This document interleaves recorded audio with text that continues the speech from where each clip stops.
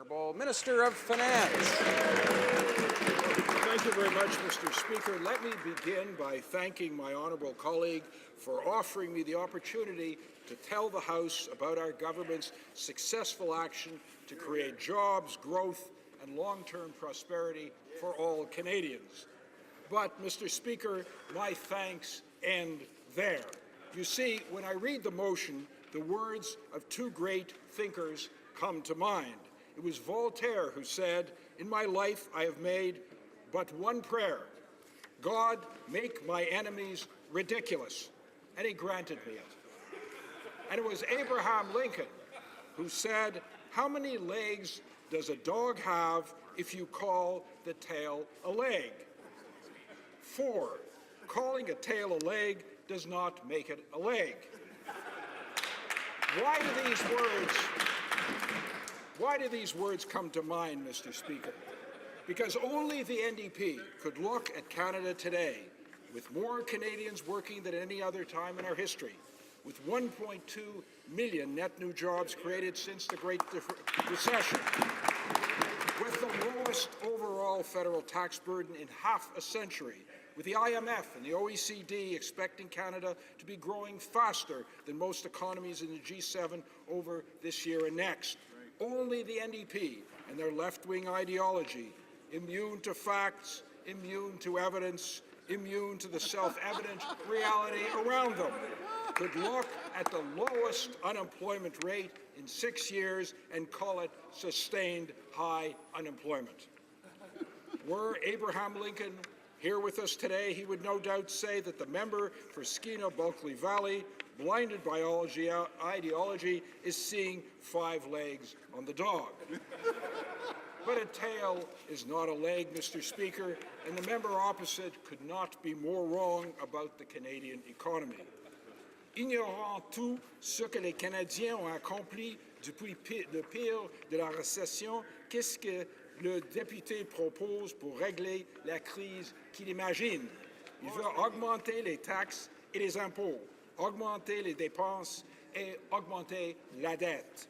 Il veut abolir les récentes mesures visant à remettre de l'argent dans le portefeuille des Canadiens qui travaillent fort, les réductions fiscales qui bénéficient à toutes les familles canadiennes qui ont des enfants, les réductions fiscales qui remettent en moyenne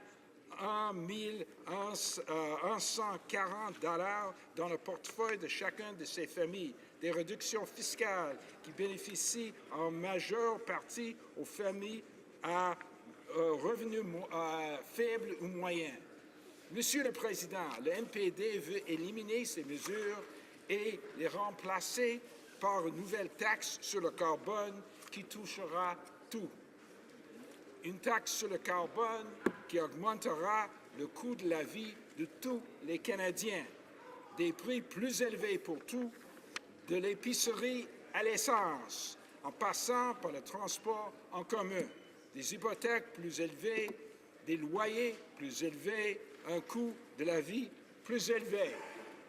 The member opposite thinks that what the economy needs, that what Canada needs, is spending money that we do not have at a time when the crisis of the recession has passed, instead of spending within our means, at a time when the Canadian economy is the envy of the world.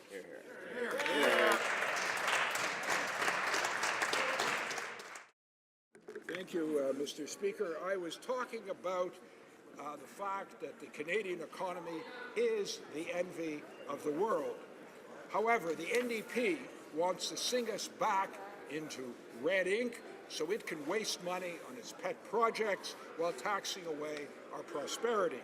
Mr. Speaker, that makes no sense, particularly when the Fraser Institute released a report on the state of the Canadian economy just this morning, a report which stated that adult unemployment rate is at the historic low level, and that, quote, "we have seen a marked increase in high-wage factory jobs in Canada in recent years, and that there are few reasons to think that the recent crisis has damaged the key ingredients propelling long-term growth in most of the world, and that more policy stimulus is not needed in North America at this time.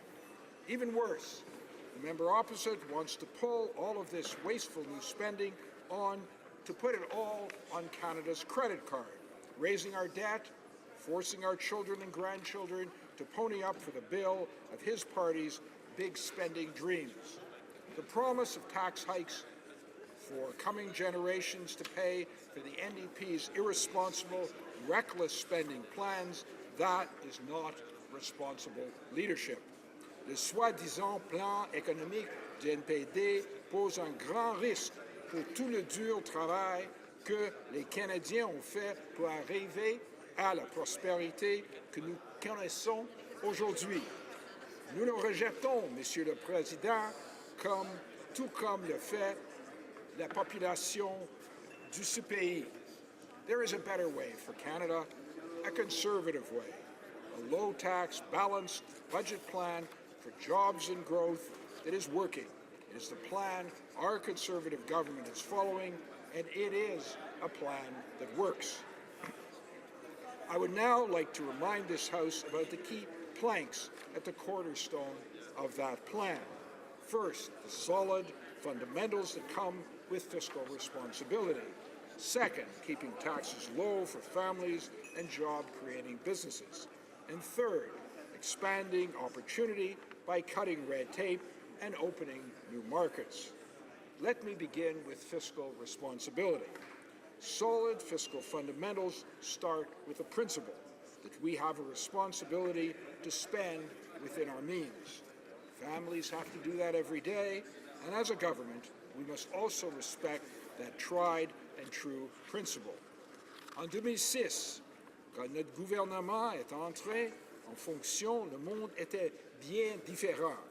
Les marchés florissaient et la croissance économique était forte. Nous avons réduit la dette fédérale. Nous avons réduit les impôts des Canadiens et des entreprises créatrices d'emplois. Et nous avons entrepris un plan ambitieux pour renouveler l'infrastructure vieillissante du Canada. Puis la tempête a frappé, venant de l'extérieur de nos frontières. We all remember the collapse of Lehman Brothers in 2008. The subsequent financial crash erased $10 trillion in global market value, destroying family savings around the world. And that was how the Great Recession began, the worst economic downturn since the Great Depression, a downturn that cost 62 million jobs globally. It did not start in Canada, but it hit us nonetheless. Mr. Speaker, historic action was required, so we took historic action. Our Economic Action Plan made unprecedented investments in thousands of infrastructure projects, investments in roads and bridges, in knowledge infrastructure like research labs, university, colleges, broadband internet access for rural Canadians. These investments created the jobs we needed right when we needed them most. They created jobs at a time when jobs were being destroyed everywhere. Fast forward to today, and the evidence is clear. Our plan worked. We've accomplished so much as Canadians together. We've created over 1.2 million net new jobs since the depths of the recession. The overwhelming majority of those jobs are full-time, in the private sector, and high-wage industries. According to the International Labour Organization's Global Wage Report, Canada has the second best pay gains in the G20.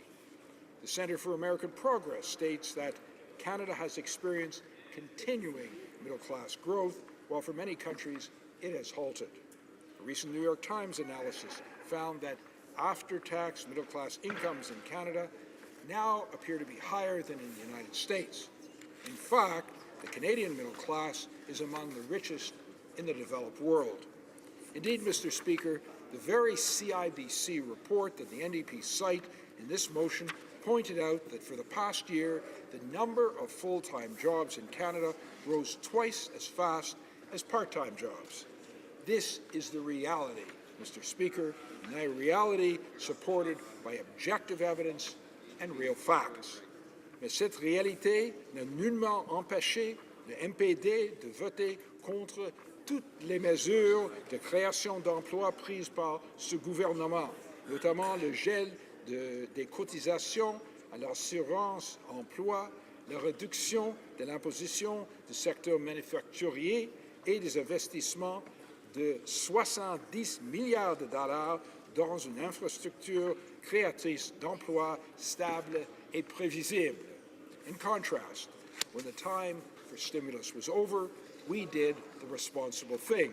We set out on a course to balanced budgets. This took hard work and a plan.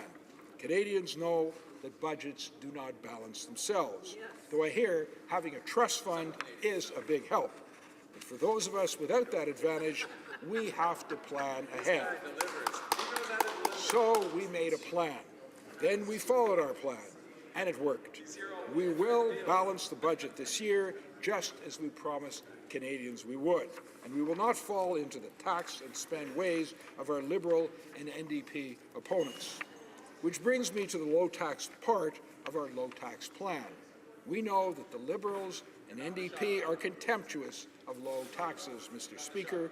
To them, a dollar back in the pockets of families is a wasted dollar.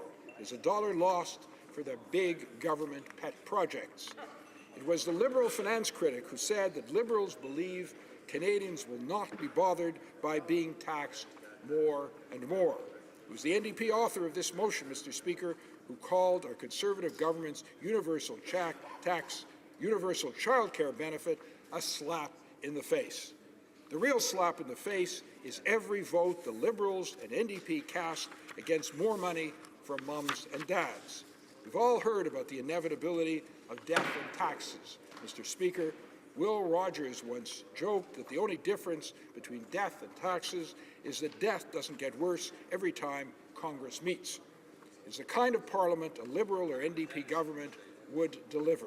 But that is not the Conservative way, Mr. Speaker. We trust parents to raise their kids better than any social engineer.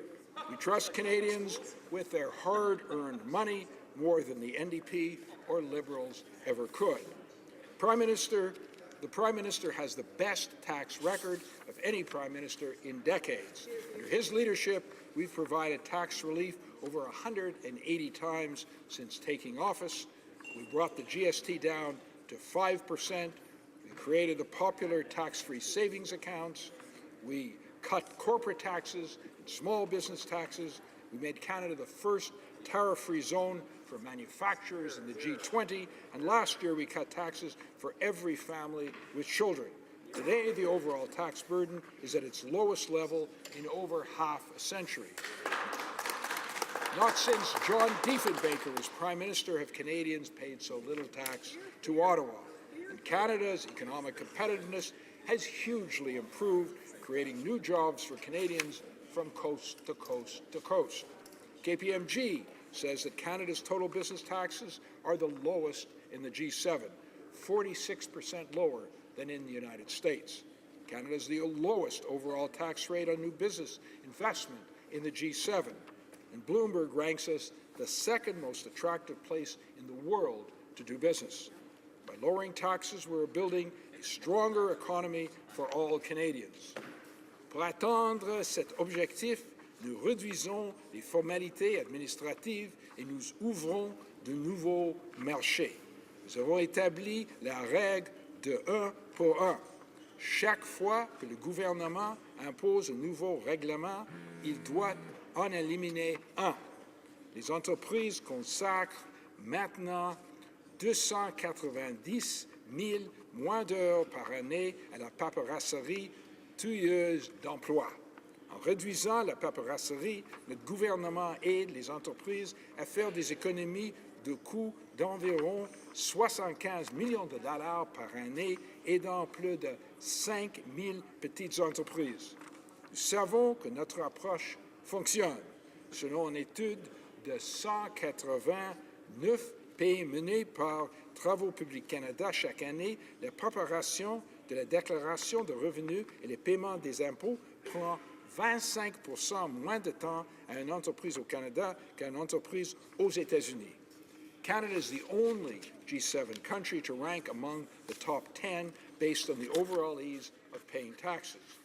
Conservatives know, Mr. Speaker, that for Canada to create good-paying jobs, we need job creators spending their time growing their businesses, not choking on red tape and high taxes.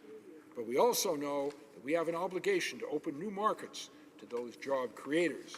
We need to expand their opportunities so they can reach their full potential.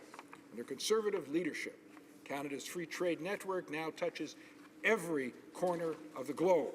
I cannot overstate the importance of this to the Canadian economy. When our government took office in 2006, Canada had free trade agreements with 5 countries. That was not good enough for a country where 60% of GDP and 1 in 5 jobs are tied to trade. We now have free trade deals with 43 countries. In 2012, Canada joined the ambitious Trans-Pacific Partnership negotiations. And in March, the Prime Minister concluded negotiations for a bilateral free trade agreement with the Republic of Korea, Canada's first in Asia. The National Post called Canada a free trade empire that now covers the 2 largest markets in the world, the United States and Europe. This latter deal is a game changer. The European Union is the world's largest economy. This trade agreement is the most comprehensive free trade agreement in the history of our nation, more ambitious than NAFTA itself. The EU agreement will provide more open access to 28 countries, a market of 500 million people, annual economic activity of $17 trillion. Monsieur le Président, permettez-moi de conclure aujourd'hui en rappelant aux Canadiens ce qui est en jeu aux prochaines élections. Les politiques dont j'ai parlé aujourd'hui fonctionnent. Ce sont les politiques qui ont sorti notre pays du pire de la récession, qui font du Canada l'un des pays les plus résilients du monde sur le plan économique. But in the NDP and the Liberals, Mr. Speaker, we have an opposition that willfully ignores this success. Our jobs would be at risk, our economy would be at risk, our pocketbooks would be at risk. But with this Conservative government, under our Conservative Prime Minister, Canadians are in safe hands. Under our Prime Minister, we can all look forward to the serious and experienced leadership that Canada needs for these all too chaotic times in the world economy. Thank you.